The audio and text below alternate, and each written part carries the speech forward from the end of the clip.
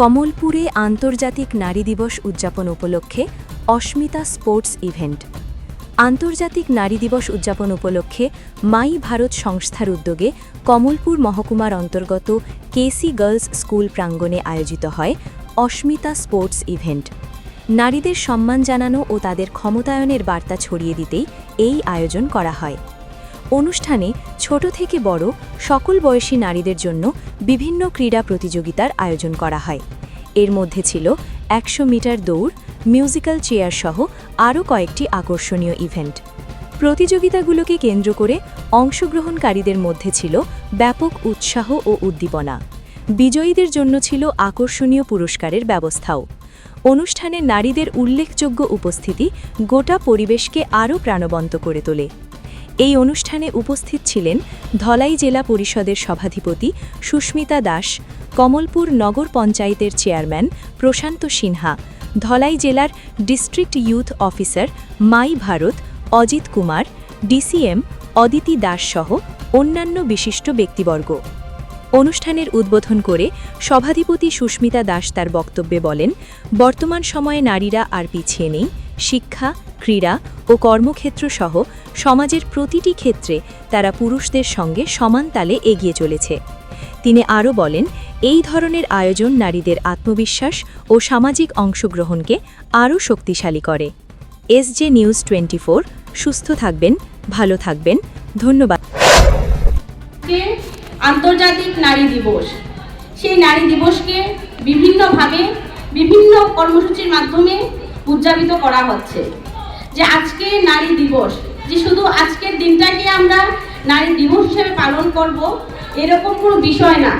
নারীদের জন্য প্রত্যেকটা দিন একটা দিবসের মতো থাকে, কারণ নারীরা প্রত্যেক দিন ওদের জীবন এবং পরিবারের জন্য প্রতিনিয়ত পরিশ্রম করে যাচ্ছে এবং কিভাবে পরিবারকে সামনের দিকে এগিয়ে নিয়ে যাওয়া যায় সেই দিকেও কাজ করছে।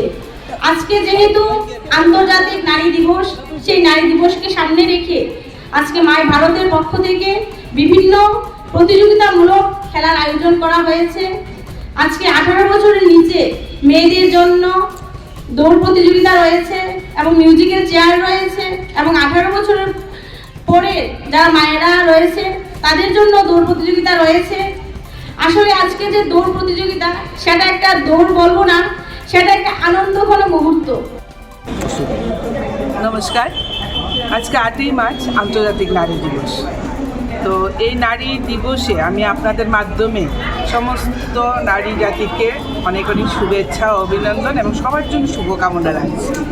তো এই 2026-এর আন্তর্জাতিক নারী দিবসকে আমরা একটু ভিন্নভাবে এবার পালন করতে যাচ্ছি। সেটা হলো প্রত্যেকটা ডিস্ট্রিক্টের জনশুনবাইয়ের মাধ্যমে।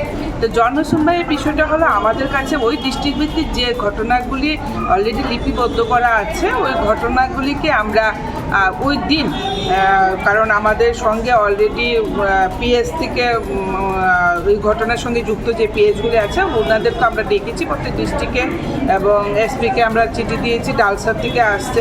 তো সবাই মিলে আমরা ওই ঘটনাগুলি দ্রুত সমাধান করার জন্য আজকের এই দিনটাকে আমরা প্রয়াস করছি।